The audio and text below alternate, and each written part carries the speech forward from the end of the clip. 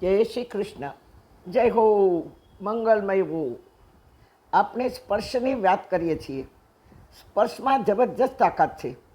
રાજા પરીક્ષિત મૃગયા રમવા ગયા, પણ નીકળતા પહેલાં રાજ્યના ખજાના તરફ દ્રષ્ટિ ગઈ. ઘણી ભર તો તોતિંગ ખજાનાના મોટા મોટા પટારા પર નજર ગઈ, જેને અમારા જમાનામાં હડફા કહેતા.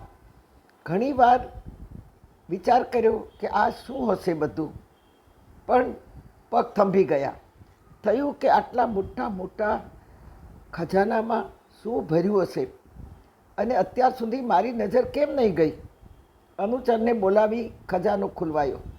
હજારો સૂર્ય જાણે પટારામાંથી પ્રગટ થઈ રહ્યા હોય તેવું, આંખ આંજી નાખે એવું જળહળ જળહળ કરતા કિરણથી પરીક્ષિત રાજા સ્તબ્ધ થઈ ગયા. હળવેકથી નમ્યા અને જળહળ ઝળહળ કરતું આ શું છે? બે હાથે ઉંચકવાનો પ્રયત્ન કર્યો અને ઉચકાયું અને આભો થઈ ગયા. એ સામાન્ય વસ્તુ નહોતી. અનંત હીરા મોતી અને સોનેથી બળેલો જળહળ કરતો મુગટ હતો. પરીક્ષિત રાજા તો ખુશ ખુશ થઈ ગયા. થયું કે અત્યાર સુધી મેં આ ખજાનો ખોલ્યો કેમ નહીં, મેં જોયું કેમ નહીં કે આમાં શું છે. બે હાથે ઉઠાવી અને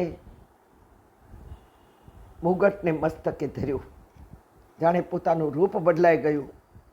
મૃગયા રમવા જવાનું મોડું થતું હતું. ઘોડેસવાર થયા, જાણે ઘોડો પણ મૂળમાં હોય તેમ પવન વેગે ઉડ્યો.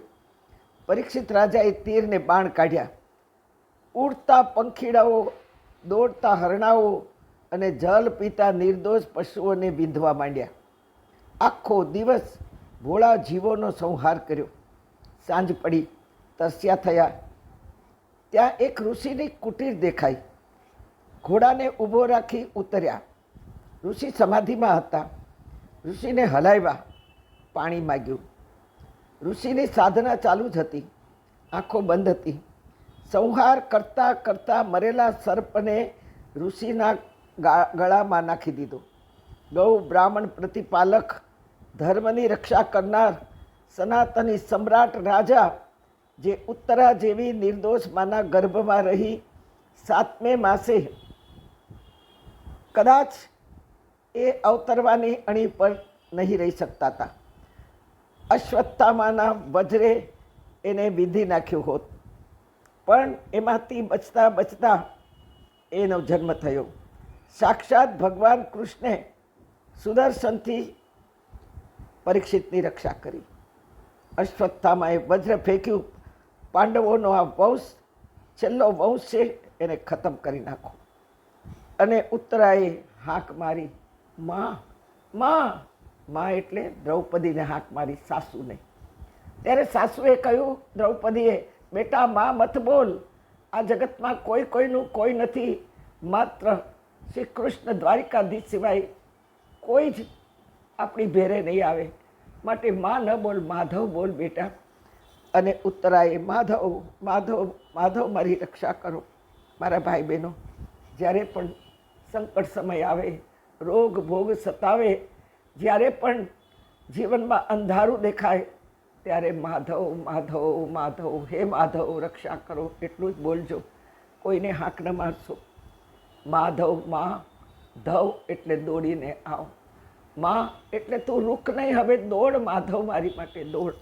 અને ભગવાન શ્રી કૃષ્ણે સુદર્શન ચક્ર ફેંકી ઉત્તરાના પેટ ઉપર મૂકી દીધું. ગર્ભની રક્ષા કરી. સાક્ષાત પ્રભુનો સ્પર્શ પામનાર પરીક્ષિત.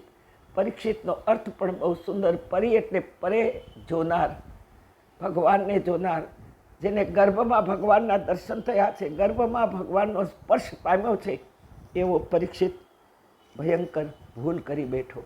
આપણે આવતીકાલે એ વાત કરીશું. આજની આ સંદેશની ક્લિપમાં એટલું જ કહેવાનું છે કે ક્યારે બી જીવનમાં અંધારું દેખાય ત્યારે માધવ, હે માધવ, હે માધવ રક્ષા કરો. હે ઋષિકેશ, મારા ઇન્દ્રિયોની રક્ષા કરો. હે માધવ, મારી રક્ષા કરો. હે મનમોહન, મારું મન બળે છે, બસ એને મોહપાશમાંથી છોડાવો. બસ આવા શબ્દોથી જ ભગવાનનું નામ લેવાનું અને જપ કરવાનું. કે જેથી કરી આપણને કોઈ વ્યક્તિની, વસ્તુની, પદાર્થની, કોઈની પણ આપણને જરૂર નહીં પડે. આ સનાતન સત્ય છે.